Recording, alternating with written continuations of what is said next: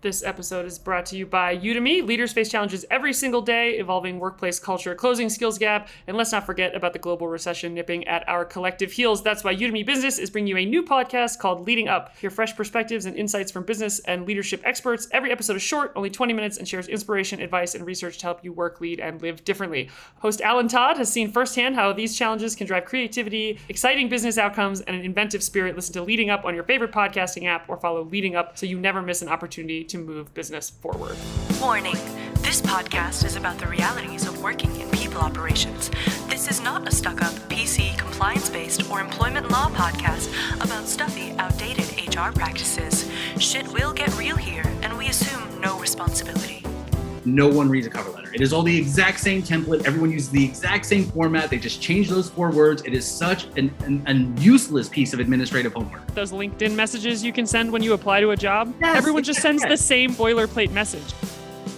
This is the People Problems Podcast with Alexa Baggio and Tyson McKenzie. Hola, Tyson. ¿Qué tal? Ooh, how you doing? I don't know what that means, but That means hi, Tyson. What's up? Look, I don't Really? You don't take What is Spanish in Canada? No, we say No? bonjour, Alexa. Oh, Comment ça va? right. Okay. Je We're parle en plus de français français. over here. Yeah, I forgot. And you I probably forgot. know more than I do, honestly. No, not really. I know enough to confuse people when I travel. That's about it. Yeah, what's up? How's things? Things are good. I'm kind of like working through a little bit of a head cold, so my voice might be particularly annoying today. So bear with us, people. That's okay. My voice is annoying basically every day. So welcome to my world. Okay, Ray. yeah, exactly. Ray Romano over here. Kathy Griffin, Ray Romano. I love it. I love the haters. Whatever. Haters keep it mean that coming. You're pissing someone off. So Keep it coming. Keep it coming. I love the idea of people spending their Friday nights making fun of my TikToks or voice on our podcast. It makes me I laugh. love it. Yeah. Is anything new? Anything new in the world of HR? Back at it?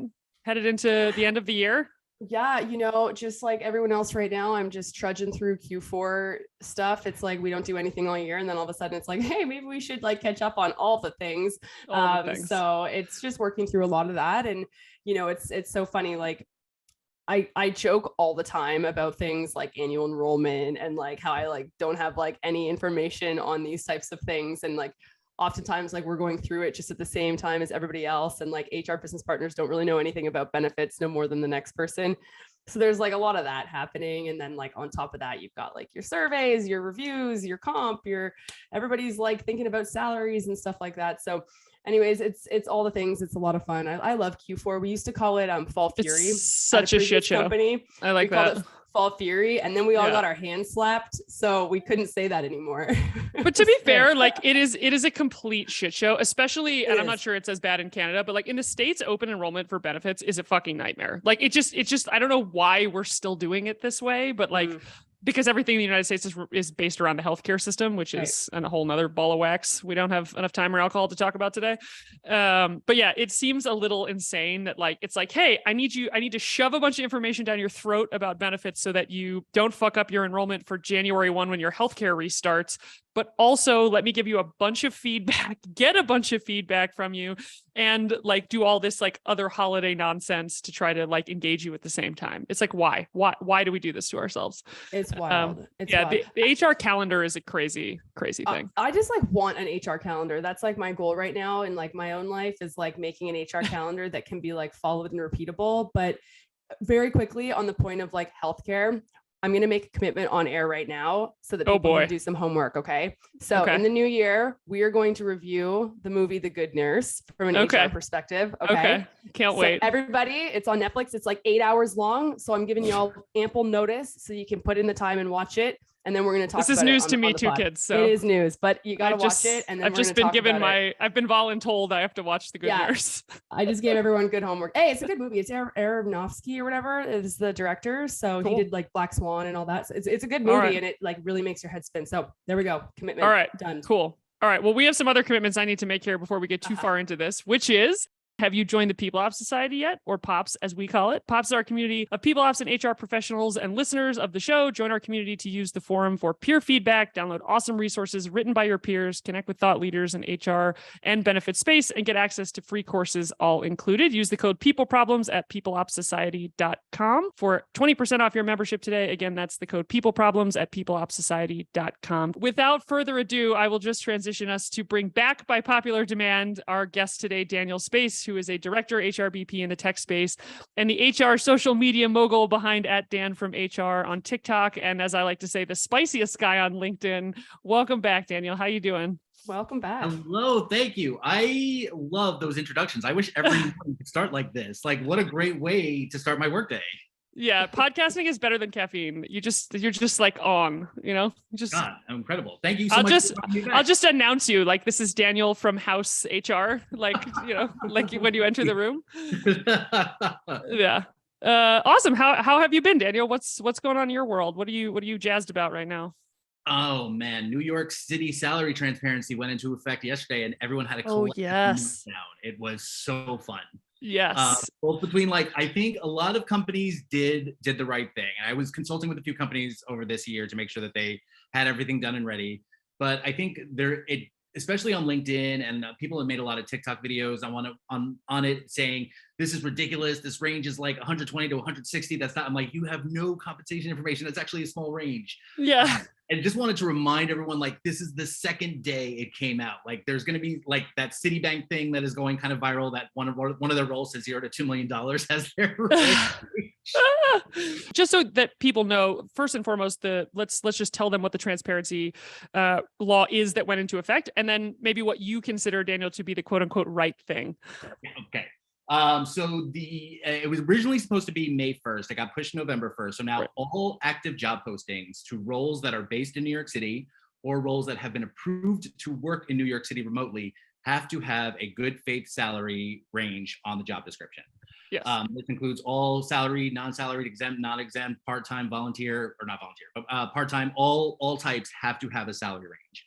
I did a basic audit of about 500 companies quickly. About 300 I thought did a pretty good job. The range was relatively reasonable.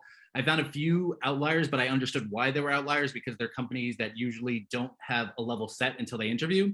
And then some were just ridiculous. Right. What are the ones that are ridiculous? What are the ones that you're just you didn't understand the homework?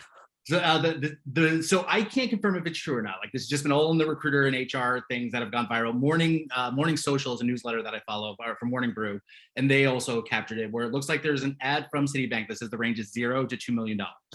That's so ridiculous. Is that because of stock compensation or what?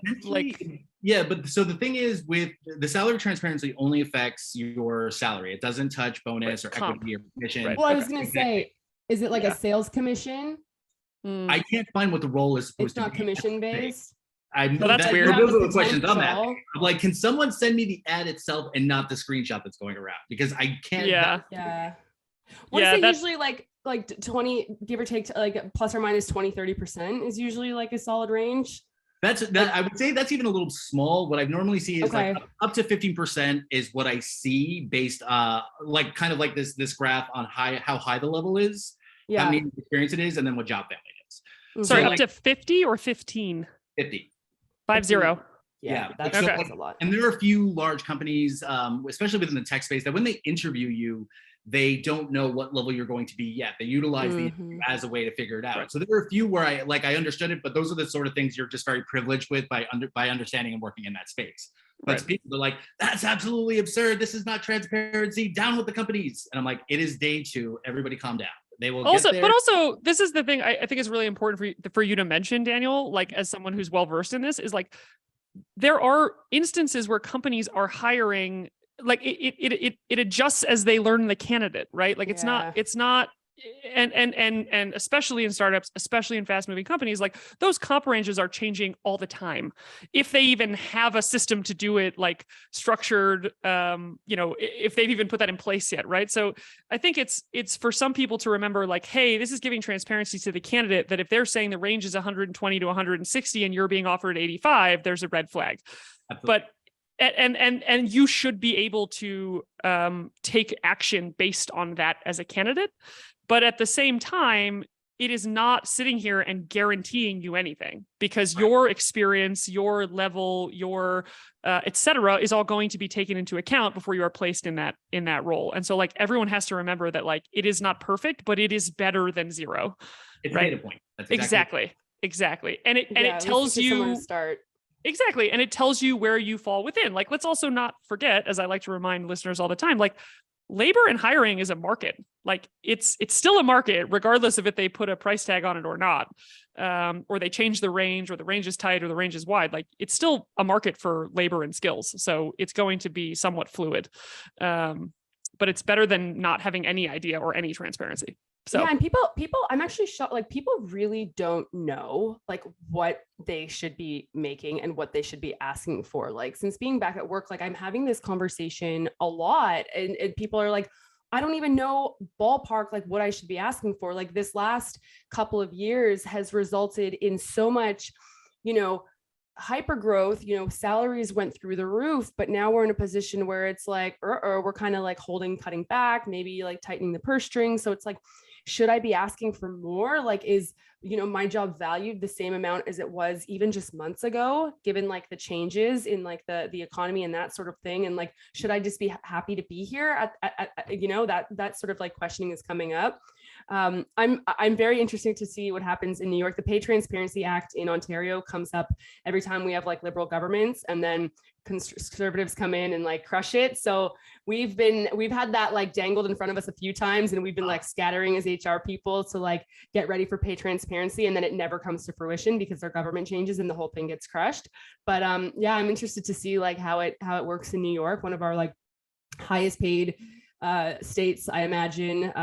So also, warning, if you're sitting in somewhere else, don't go and look at the New York ranges to inform your salary requests now that if you do, just quickly write. Oh, I'm so sorry. But if you do check the New York City salaries, the thing to do to combat your feelings of horror is then look at the rents right after that, and that will just exactly. I was gonna say, look at the tax rates and then look at the rents, and you'll understand. And then you'll be better. Probably all comes out in the wash at the end of the day. Yeah, amazing. All right. Well, this is actually a really good transition, because we're very excited to talk to you today, Daniel, about the wild and wonderful world of resumes. And so I think to transition here, as people are thinking about like the market and labor and all these things, the landscape for resumes is just a fucking roller coaster. And I think I would love to hear from you, just sort of like an opening gambit on like, where are we at with like, what the fuck is the resume tool, and like how you should think of it given today's sort of state, right? So let's remind everyone that the resumes that we did like in college and high school and 10, 15 years ago, like they're not the same as what a resume is now, because there's all this technology involved. There's just hyper growth in hiring and the way that people do things, ATS systems. So I'd love to hear just from you, Daniel, first and foremost, like what your take is on the landscape for this, and then the tool itself. Okay. So I think the landscape is, it's still very much the most powerful tool. I've seen a lot of people try to say, oh, well, now it's going to be the time for the video resume, or you can just do like 2-minute interviews, or that never took off. It never did. And I don't think it's going to. As much as people hate it, and I can understand why, it's not a very fun and exciting thing to do, and you have to play a little bit of the game with it. Right now, it is the most powerful tool, and every single job that you apply to will ask for one. Right. So it's a necessary evil and part of the toolkit. Yeah. Wait, can we go back? Maybe Yes. I've just like had we're one sentence in and you want to go back? Hold on. What do we mean that the resumes that people are using now are so different than the resumes that one would have used 5-10 years ago? Because I'm still seeing the same, and I'm still using my resume that my mom drafted up for me. I've just like added the experience to it. But like what is different, and what did Let's we all talk miss about here? it. What did I miss? What did Tyson miss? So I think I have no problem admitting my age. I graduated in 2002. And my dad helped me with my first resume. And it was like skills, experience, objective summary, volunteer work, hobbies. And I think the primary elements that you have on a resume have not significantly changed, other than the fact we moved things like objective summary and like hobbies and volunteer work. But what I think, and I won't speak for Alexa, but what I think she was getting at, or what I've seen, is that you have to be far more focused on keyword and keyword strings because of the advent of ATS. When you used to just send a paper resume, or used to fax a resume or email a resume, you were just sending it right to a person who could read it. But now you have this piece of software that you have to consider first.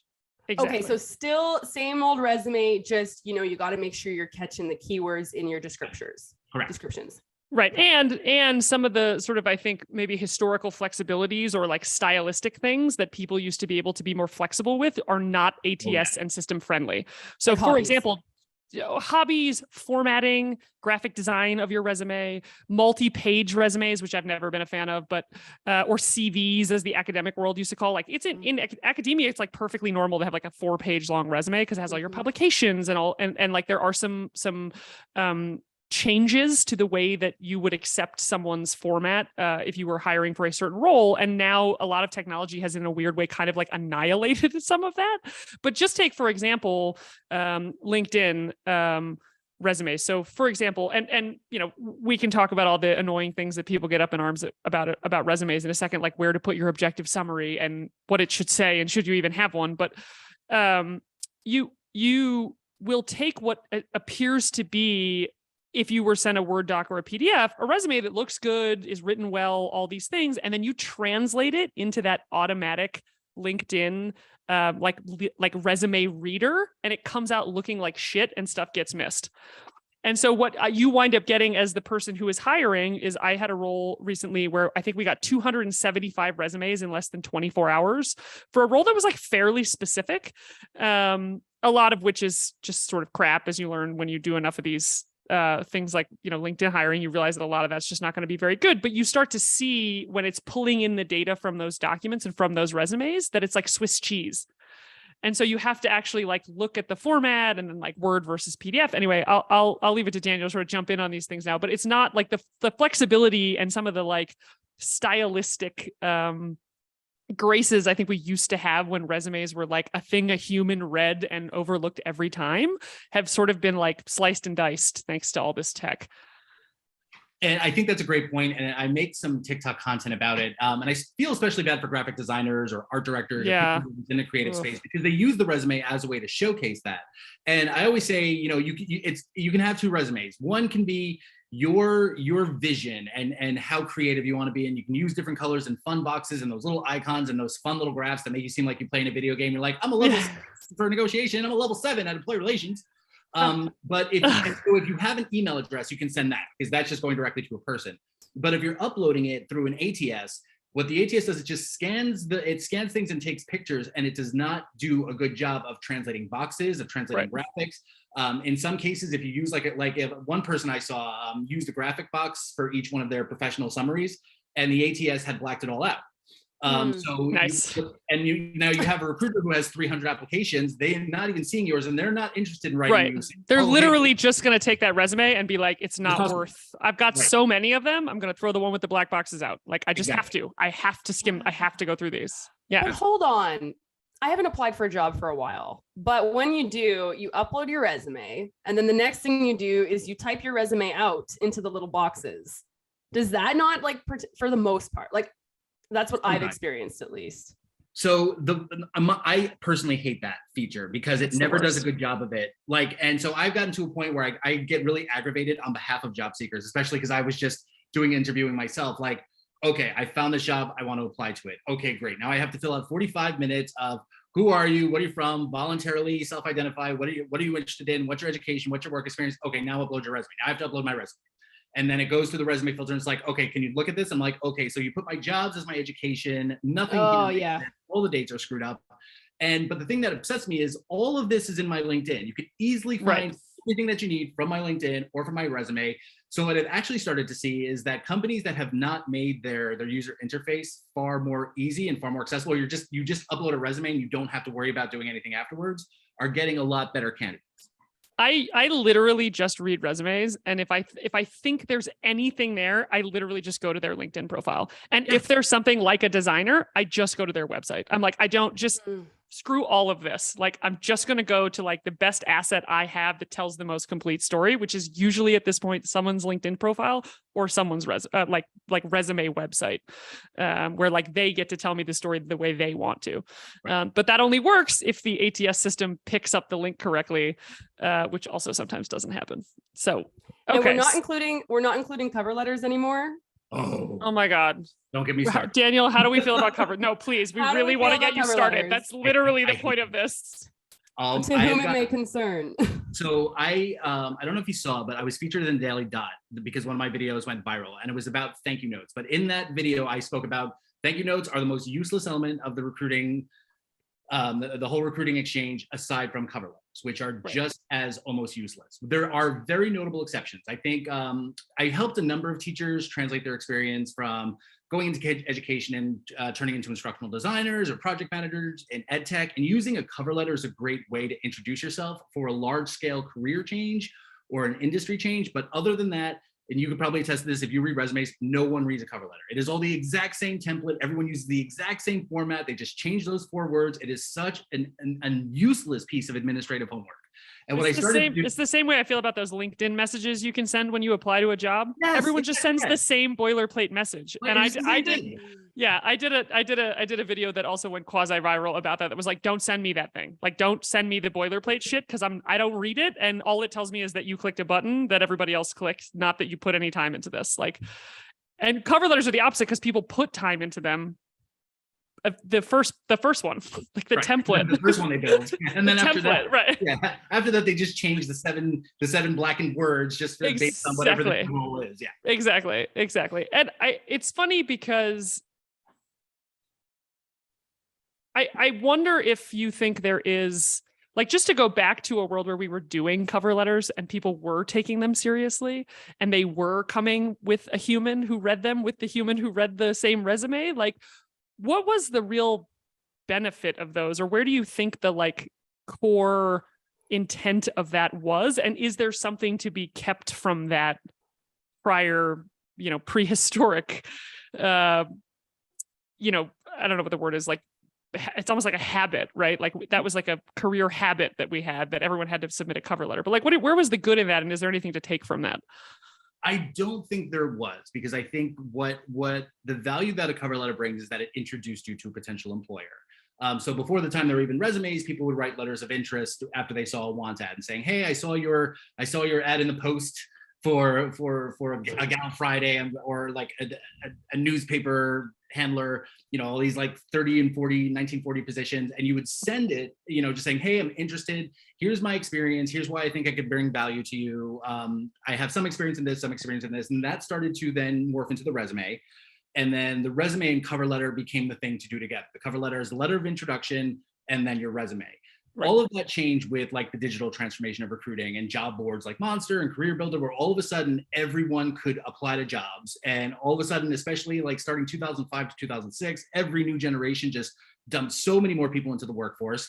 So now, instead of getting potentially 25 applicants, which someone could reasonably read every cover letter and be charmed, now you had 400 to 500 applicants. And now you're not sending it to the hiring manager anymore. Now you're sending it to a recruiter.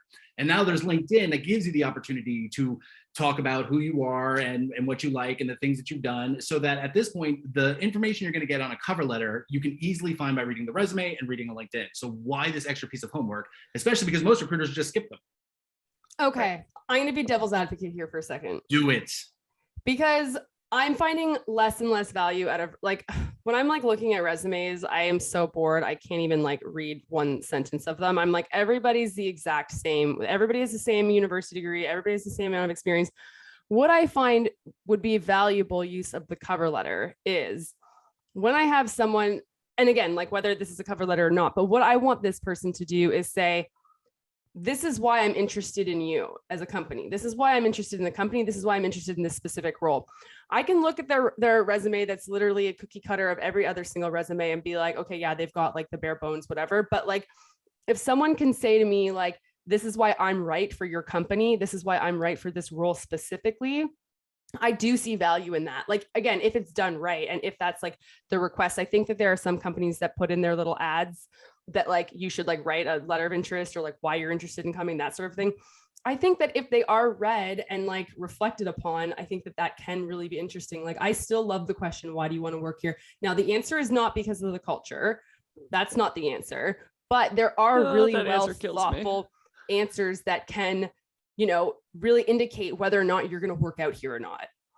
So interesting points. I will say I get it to a degree. And it's funny because I have the HRBP side of wanting to make sure that I have an engaged workforce and people that believe in the company mission, because that tends to be more productive and they tend to be more engaged, especially if they feel rewarded. At the other side, I was just a candidate and I just went through that whole candidate experience. I could easily agree with you if working for your company was interesting. If it was like, hey, you know, I love video games and you're a video game industry, so let me tell you how much I love video games and I'm a big fan of your product. But if I apply to 100 different jobs that are all variations of digital software apps, I don't care which one you're, you know, the one in Indiana, the one in Ohio, they both pay about the same. They're both about 3,000 employees. I'm not going to be able to convince you, and I don't want to lie and say, oh my God, I'm so excited to do this. This sounds great. Or like the one company that sold little tiny French spoons that wanted to hire me. I'm like, I can't get excited by this. So like, I get it. I just think that could be part of the interview. Well, so this is why it's hard, because it's like, because everyone can do the same things, the bar for those communications has dropped, and therefore people are taking them less seriously. But like with good sales, which we talk about all the time, is like, you can send a boilerplate email to 1,000 people and you might get some opens and you might get some people that respond. But the clients that you have done that you really care about winning, that you've done a little homework on, that you've done real personal outreach to, that is you can just tell. Every single one of us can tell when we get an email that is actually handwritten by a person, and one that is basically a fucking template with short codes that's like, hey, Daniel, do you need help solving your HRIS woes? Like, you know, that's coming from a system, right? Like, it's not a personal email versus like, hey, Daniel, how you doing? I heard you on this podcast. Like, I love this. I'd really love to reach out to you about that. Like, you know, that person has probably actually heard you on that podcast or actually like been to your website or whatever, right? You can always tell. The problem is, I think, because we're in hyper speed with all these things because of technology, right? So resumes have just like, oh my God, I get 3,000 of them. Like, I don't even know what to read for anymore. Or, oh, you know, cover letters are useless because they're all just the fucking same. Like, thank you notes, they're all just the fucking same, right? Like, I actually think thank you notes are very important because it shows initiative. I realize that it's a ridiculous thing to request of someone who is applying. Like, obviously they have the initiative, they fucking applied, but it's a way to stand out. So like, if you write me a really good, really thoughtful thank you note, I'm going to read it and I'm going to appreciate that. If you don't, I'm not going to hold it against you. As long as you're reading and appreciating, I'm for it. But if you make a decision based on it, we're going to tussle. No, that's ridiculous. That's no. Hold on. And the other thing that I find very, very awkward is when the thank you note is actually linked to a LinkedIn request, like friendship request. So it's like they go to like the next day they add me on LinkedIn and it's like, hey, in the note, I just wanted to thank you for talking to me yesterday. And I'm like, oh shit, like I don't want to add this person on LinkedIn. Like, I don't know if I'm going to hire this person or not. Like, that just like made me feel really awkward. So that's another thing that I found like a little weird. Yeah. Anyway, I don't want to get off on the tangent on thank you notes, but go ahead, Daniel. Sorry. I was about to say, have either of you gotten a thank you note that had the wrong name? No, that's pretty bad. I've been called the wrong name on a date before, but which is even worse. It's just definitely worse, but on the same spectrum of terrible. But I get Mr. a lot. I get Mr. Alex Tyson. a lot. I get thanks, Alex. Mr. Tyson. That's great. Mr. Tyson. That's great. Yeah, I just get Alex a lot instead of Alexa. I'm like, I signed it. I signed my email, Alexa. How did we truncate this? One more about. Anyway.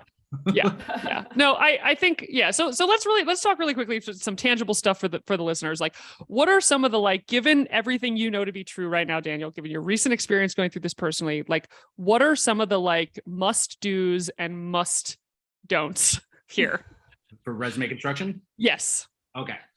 I have looked at way too many resumes over the last 2 years with all my content and whatnot, to a point now where I've actually gotten very good at it. And I'll always test my theory. So I'll run my resumes through different types of ATSs and have people see how they map out and how they rank against search scores. So here's like my best practices. One is you have to maximize real estate. The very, very first things that should pop out to the person reading it is why you would be a good match. And that's either from the companies that you work with, the titles, or the things that you did. I see time and time again, people have like a professional summary, an objective, their skills at the top, the education at the top, and professional experience is like on the second, like maximizing real estate. You want as quickly as possible. It's like the LinkedIn headline. That needs to capture attention. This is why I'm anti-long objective statement that says the same shit that everyone else's objective statement says, that you're a great communicator looking for a good team environment. Like, yeah, Who's you not? Fucking everybody else. Exactly. Who works Tell well me under why you're pressure. relevant. Yeah, exactly. Who values Exactly. my skills. Yeah, no, everyone wants that. So the most important thing that I tell people is that there's 3 different types of bullets. There's what I call A bullets, B bullets, and C bullets. And they have 3 different features. It's the what, the how, and the impact. So if you have all 3 as an A, have 2 as a B, have 1 as a C, and then there's what I call D bullets, which are basically like the filler bullets, like performed assigned duties as requested. And what you want is to have as many A and B bullets as possible.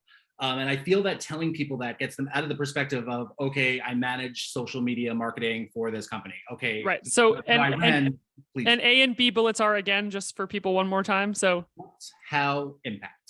What So- I did, how I did it, and the impact that that had. Correct. So you have all 3, that's an A bullet. If you have 2 out of 3, it's a B. If you have 1, it's a C. Okay. Got it. I'm all about the impact. I'm all about the impact bullet. That's one of the most important things. Now you Yeah. can't have all A bullets because then you're just going to have like paragraphs. Right.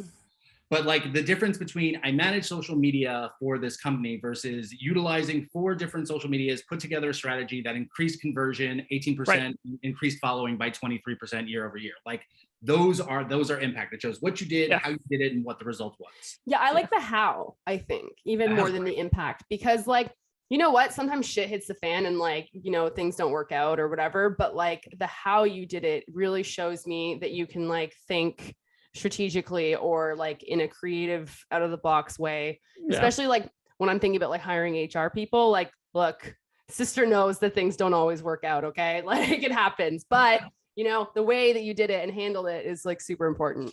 Absolutely. Yeah, I always scan for, and this is really interesting because I don't think I realized I was doing this. I think I'm always looking for A bullets. And then if I don't see them, I'm looking for B. Because for me, it's like, if you can't speak to the impact that you had, then I don't have any confidence that you understand how to have an impact. Right. But sometimes it is hard, depending on the role, for you, like graphic designers are not going to have a bunch of like sales numbers and conversion rates on their resume, right? So then the tactics and the hows become really important because it tells me that you know how to contribute, at least qualitatively, if not quantitatively. But if I see a resume that's like a lot of like I performed duties as prescribed, give or take the role, like It's not telling you anything. it doesn't tell me anything unless it's a role where like I literally just need you to stamp widgets, right? Like, okay, cool. So you did Great. that. Don't you ever just like, Right. sometimes like do you look at a resume and just go like, aw? I usually feel that way with a lot of recent college grads, and I feel awe, but I also feel so furious because the college education system is such a scam for the United States. Ridiculous. At least I don't want to speak for other countries, but it's like, here, pay us $35,000. We're going to market you from the earliest age, talking about how you need to go to college in order to have any kind of a life. And then you're going to graduate with No nothing skills relevant. whatsoever. And That's like us too. lame ass career counseling sessions that are giving resume advice from like the 1990s. They're talking about cover letters and thank you Oh my notes. God. and Oh my God. sending Oh my in God. your yeah, it's Yeah. awful. And then you're dealing with a 21-year-old who like doesn't know how to use an Excel spreadsheet. And you're like, what are we doing? No, but she'll teach you all about the Pythagorean theorem. Like that'll ever come up Yeah. in your account management space. Yeah, That's exactly. us too. In Canada, most people, they go to university and then they have to go to college after. It's like a little bit different. Like in college, you actually get like job training. So like, for example, like I got my degree in Bachelor of Science Psychology, couldn't get a job. So then I had to go to college to study HR. Oh my That's God. what like a lot of people do around here. But one thing that we were told in college is that we had to change our resume for every job that we're applying to. Is that true? Oh God, no. I Like hate that. cater your resume? So the theory of that, or why that became like an urban myth, is that what people think is, I think they think that a recruiter, when they post a job description, is posting keywords and keyword strings utilized for that specific job description. So if you look at 100 different HRBPs, they're all going to be relatively the same. They're going to use the same keyword and keyword strings. They might be different order. You might have one that's focused a little more on data analytics. You might have one that's focused more on employee relations. but the recruiter is not programming the keyword and keyword strings against the job description. So the way that I think about it and the way that I advise it is that if you have one particular job title that is a well-recognized job title, whether it's project manager, FP&A specialist, software engineer, marketing specialist, that is a well-respected sterile title that all companies have agreed for the general definitions as it relates to market research.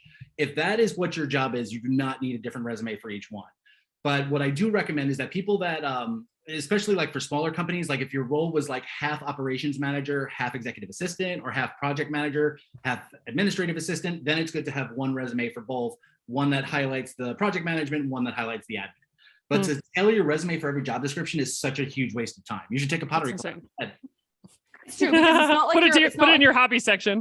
Yes. It's not like you're applying to like that different of jobs, right? Like probably like for me, like it'd be like HR business partner, HR manager, HR director kind of thing, right? It's not like I'm applying to like HR business partner and like rocket scientist.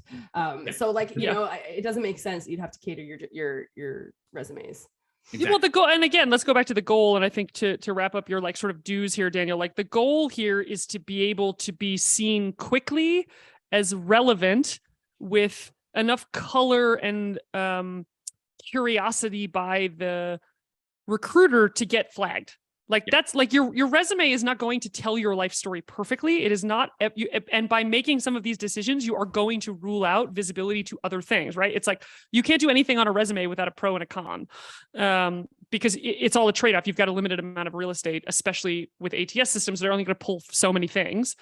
So the goal of your resume, let's not forget here, is not to tell your life story. It is to be captured by the right systems for relevant roles. I always actually get really frustrated when I get a bunch of resumes for a role that aren't relevant, not because it's just a waste of my fucking time, but also because it's a waste of those candidates. Like those candidates now think they're in the pool for a role that they're absolutely not qualified for. Like it's totally off.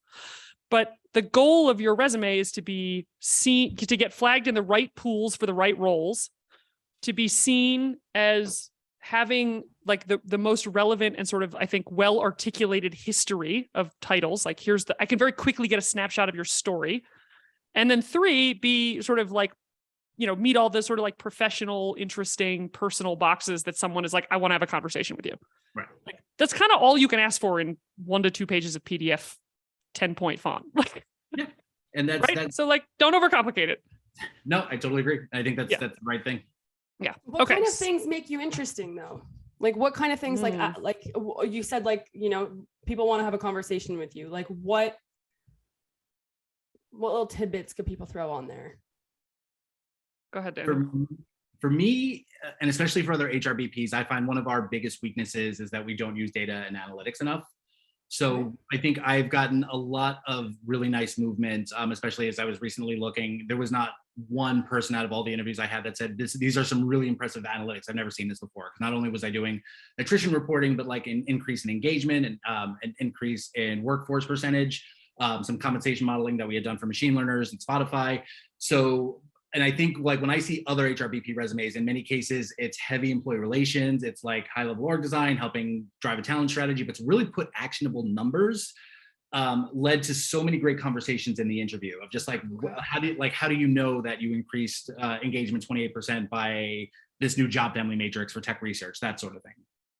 Yeah, I would say that's definitely, and anytime you see like a non-traditional role, I think for me talking about, like we talked about before, like impact or even like sales impact, I'm like, oh, that's really interesting that this like, you know, product person is talking to me specifically about improving like sales pipeline, like, or, oh, this person, like if you're able to like pull in some sort of cross-functional impact or reference, I always think that's super interesting. But just from a personal perspective, like I am always, and maybe this is just, you know, this is my own personal bias, is just for a curiosity in other things. Like, or do you read? Do you travel? Do you have some interesting hobby? Do you speak another language? Hobbies? Like, wait, it's not just hobbies, but it's also like hobbies back on the resume. I always think it's interesting when someone has, again, this is because of what I tend to hire for as a business owner and an entrepreneur, is like I'm always looking for someone who's a self-starter. So if you've got even if it failed, right? Like even if you've got like, because I think sometimes people are scared to put like I tried to start a business and it failed on their resume. I actually want to see that shit all day. If you spent 6 months trying to run an e-commerce e-commerce business selling kitty t-shirts. Like, I want to see that shit because it tells me that you're a self-starter and it tells me that you had the ambition to do it. I actually don't give a shit that it failed. Most businesses fail. Hold on. Now I'm feeling like I need to cater my resume again. Well, again, I'm saying this with my own bias, and I'm saying this with a bias towards the roles that I tend to now frequent more, which is I need more self-starters, more sort of entrepreneurial roles, as it were. But I don't know. And look, I actually think the hobby section is great. What I used to hate about the old resumes was when you would put skills and everyone would just list like every single Microsoft Office application. Microsoft Word, Microsoft Excel, Microsoft PowerPoint, I was like, okay, yeah, I got it. Cool. And nobody really knows how to use Excel. Like, and no, yeah, everyone puts Excel, and I'm like, okay, if you can run a macro, I believe you. But otherwise, can you do VLOOKUP? Exactly. That, which is like, yeah, exactly. Like, run a macro for me, and you can put Excel on your resume. But yeah, it's anyway. So I don't know. I think you can tell sort of from, again, to your point about maximizing real estate, Daniel, like, and why I think the objective summaries are such a fucking waste of space because they're all so unoriginal, unless it's really original. I will just caveat, like, if you're going to use that space, make it good. But you can usually tell pretty quickly by scanning the titles and the years and the companies pretty quickly, like, is there something interesting here? Like, has this person gone through some growth laterally as well as vertically? Have they tried some different industries? Like, you can start to think like, okay, this person has some robust curiosities that they've explored, or this person is like a fucking gunslinger at this particular role, right? Like, this person has just crushed whatever it is, like laser focused on, social media distribution strategy, right? Like, and you can tell which one of those camps they fall into pretty quickly. And being able to put you in those buckets, I think, is what starts to make you say, okay, I want to have a conversation with this person. Like, they've been laser focused on this role for 15 years. Like, they must be a master of this craft. Like, it's what we're looking for. We should talk to them. But especially if they have experience in different industries, different types of companies, I think that gives someone a very well-rounded approach. What's funny is on the hobby thing, this is something that people get upset with because, like, on HR Talk or on LinkedIn, like, you'll get people that have a little bit of conflicting opinions. And I always try to state, we're not always going to agree. The purpose of being an informed consumer is to listen to people that have the experience and the thing that you're wondering about, take the information, synthesize it, and then make your best determinant. But just don't take information from people who have never made a hiring decision. Fair. That's fair. It's really funny. I got a lot of shit for my one viral TikTok about objective statements at the top of resumes, which I can explain, because if you just say anything remotely polarizing on something that lots of people can have an opinion on, you will make a viral video. That's the formula. Full stop. It's not hard. TikTok just say drama. Exactly. Just say something polarizing about something everyone has an opinion about. That's easy, like resumes, and boom, you've made a viral TikTok. But it's, yeah, I just think it's like, you're not going to solve for all these things at once. Like, but you've got to be deliberate about the story. Like, for me, resumes are like, can I get a story quickly? Anyway, moving on. Let's talk really quickly before we pop to our people problem, Daniel, just because I'm sure you're a wealth of knowledge on this. And we've touched on some of this already, but what are some of the, like, if you could shake people, if you could shake the whole world and say, like, please don't do this on your resume anymore, besides the formatting stuff that I think we've already talked about, like, what are your big, like, don'ts? I think my one big don't is people that don't consider the reader. So I like, no matter how boring I think a resume is, no matter how, like, I feel compelled to do it because they put in the effort to do it. So I'll force but I feel like a certain level of anger and frustration. And sometimes I'll actually just convert it into a different app if you don't consider the reader. There's no natural breaks, walls of text, things that are just so buzzword heavy. I ended up helping someone that was a director of project management for a telecom company. Every single bullet point was like this 3-paragraph of leveraging synergies across multiple platforms to create best case win A/B scenario. I'm like, I have no idea what this means. Consider the reader, use the things that people want to read, but you natural breaks, put it in an 11-point Times New Roman font, put natural spaces, but just make it so that it is not a painful read. Yeah, synergy is a no from me. It's not for me. It's always the internal lingo. And this is one of those moments where I read resumes and I go, oh, like, because they don't know that lingo or that jargon is just internal speak. And like it usually happens, I find, with candidates where they've been at the same place or similar places for a very long time. So they have this like very core jargon to that culture that they think is like really meaningful to the outside world. And it's not like, it just isn't. Exactly and it tends to be because they've just been at the same company for a really long time. So they're like, oh yeah, this like, you know, MVP, SVP, WGA, this. And you're like, yeah, that is not a thing in the rest of the world. I don't know what that means. But it's cute that you have jargon, but like, just don't do that. Like, just tell me what you did and your role and how you added value. All right. What else, Daniel? Any other major, like, please God, stop doing this? I wouldn't say it's a please God stop doing it, but please for your own sake, consider the verbs that you use. I, for one, like I'm very vehemently opposed to spearheaded. I'm like we're not at war. There's different types of verbs to use that really, I think, set off more dynamic language. But like making sure that you're alternating the verbs that you use, so it's not manage a team of 6 people, manage this process, manage this product, manage this business line. But finding more dynamic verbs to really highlight what it is that you did, I think will really help make you stand out in your achievements as well as feel proud of your accomplishments. Yeah, I think, are you someone who is like religious about the verb being in the same tense and the same consistency throughout? Throughout each entry, yes. But like, I'm fine if you're like present tense now and then you do past and then like you accidentally go back to present, that's fine. But if one bullet was manage a successful team and then will lead products that do that, I'm like, okay, that's confusing. You're taking me out of reading it because the tenses don't match. Yeah. Okay, got it. Okay, so no spearheading. All right, awesome. Well, I think is there anything else that you just want to say on the topic of resumes? I know it's a hot to trot issue, and obviously people should look at your content because you have a lot of great tips and tricks and just general funny content around this. But anything else you think is like important to mention before we move on to a people problem?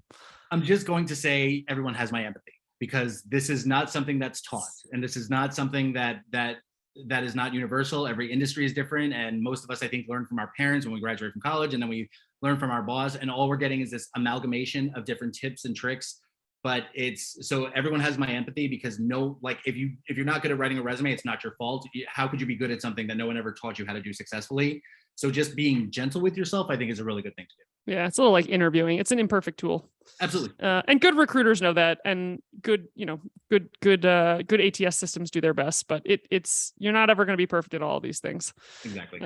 But I think you had a really good, I think it was a post recently, might've been a video where you said, like, if you're getting consistent feedback about the same stuff in these processes, take that to heart and use that to adjust. But I will tell you, I'll be the first one to tell you, like, and I know it because sometimes you just don't have the time to do it. It's really hard to give people really good feedback and give you something as just a resume candidate or a first round candidate that's going to be meaningful enough for you to like actually grow from in your process.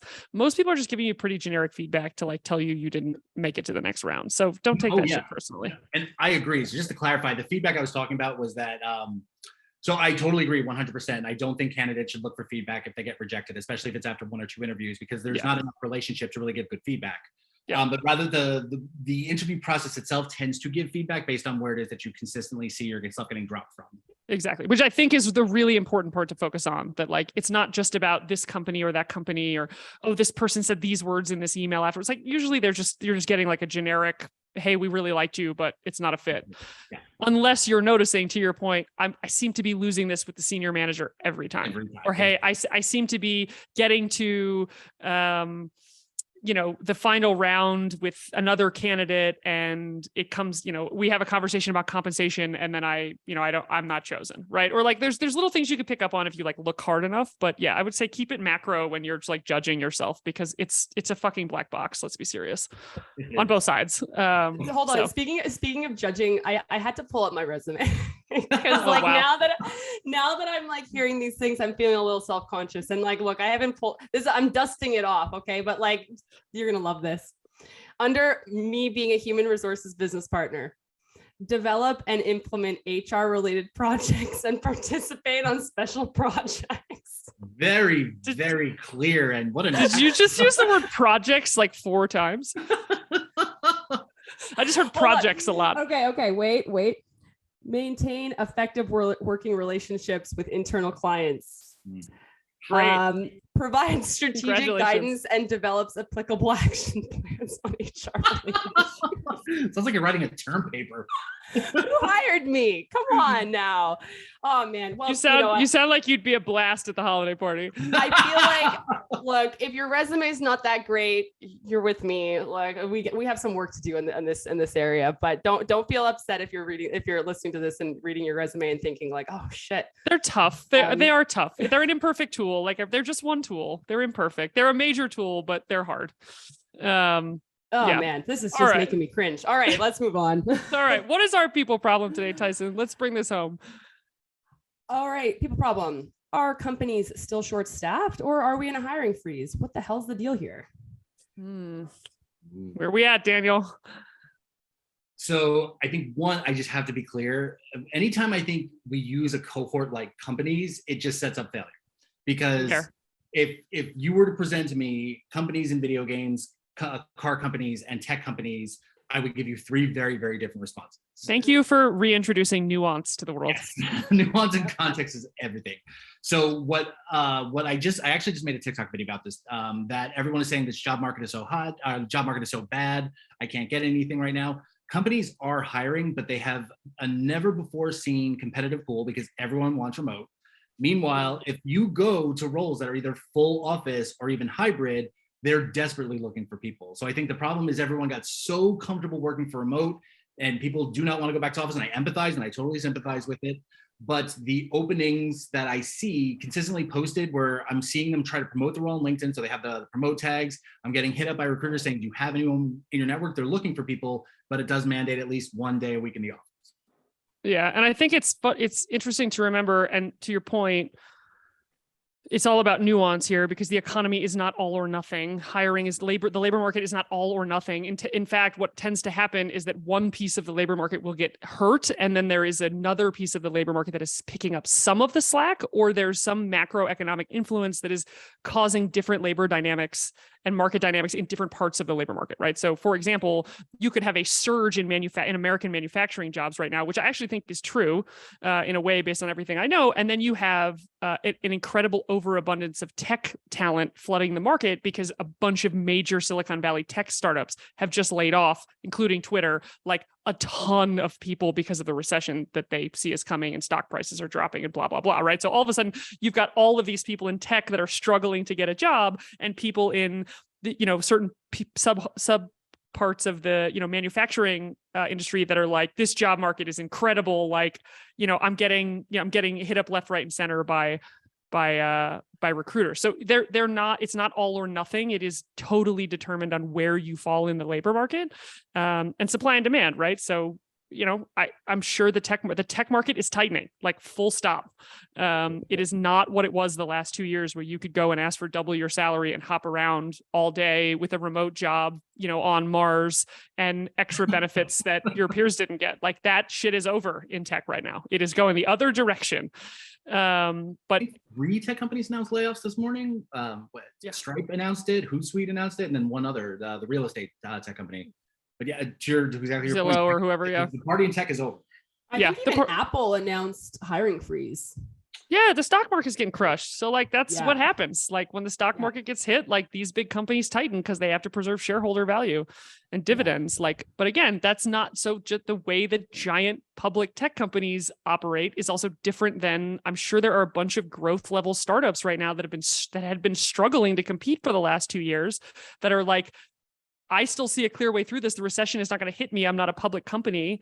The way that it may hit other companies, like we're still like ferociously hiring. They just, to your point, Daniel, may be the people that are saying you got to be here a day a week. And back to our original point where we started this conversation, if companies are going to be required to indicate, hey, in New York City, I'm going to pay you between $120,000 and $160,000 a year, you better believe increasingly they're going to be tagging that with a requirement to be in the office. Because if they're paying you at New York City rates, they're going to expect you to be in New York City. And so like, that's the trade-off, kids. Like, this is the market. It's fluid.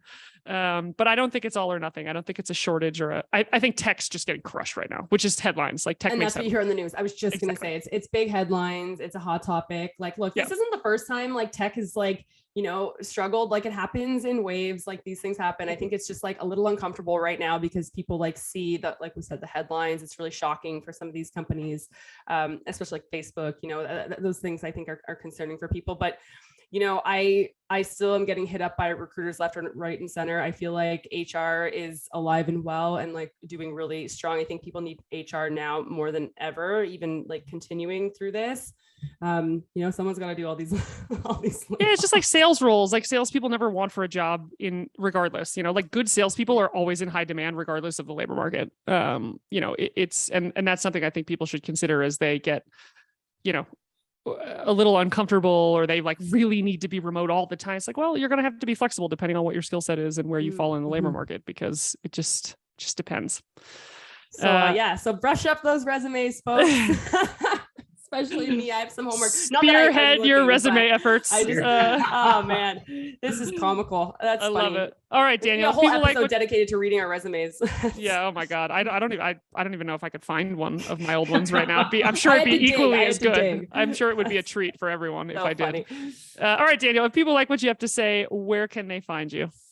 So best place is on my TikTok, which is Dan from HR, growing my Twitter and Instagram, which is the same thing. And then my website, which will have tons of free resources, templates, guides.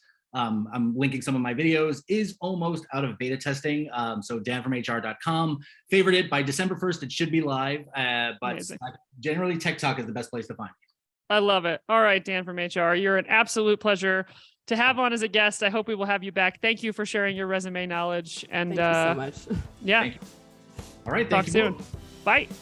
Don't forget to follow us at People Problems Pod, at hr.shook, and at The Influencer spelled with an HR. And obviously, most excitingly, announcing the launch of our People Problems hotline. You can call in and leave us a voicemail with your people problem, your responses, your questions, your thoughts, comments. Don't be a jerk. We'll give you our tips and tricks, and we can commiserate and find the humor with you. Call in at 310-564-6462. Feel free to remain anonymous or let us know who you are. Again, call the new People Problems hotline at 310-564-6462. Wait a minute, before you leave, take some time to leave us a 5-star rating. We'd really love your feedback. Thanks. This episode was executive produced by me, Alexa Baggio. Our intro music was also done by the wonderful Ellie Brigida of Pure Harmonies. You can find more information about us and future episodes at peopleproblemspod.com or follow us at peopleproblemspod on all things social. Thanks.